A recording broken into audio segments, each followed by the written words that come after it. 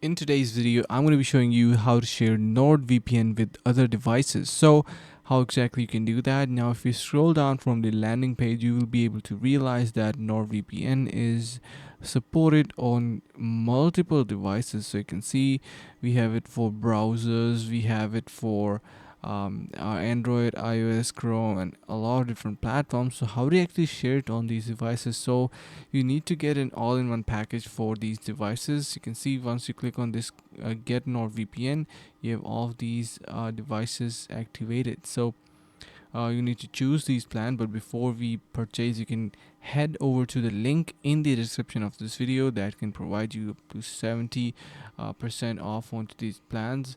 So you can see currently these are gonna be pretty pricey, but using the link, affiliate link that you can found in this description of this video, you can get 70% off and all of your devices will be activated, and that's how you can share on all of the devices. So I hope this helps, and thank you so much for watching, guys. Make sure to subscribe and see you around in the next video.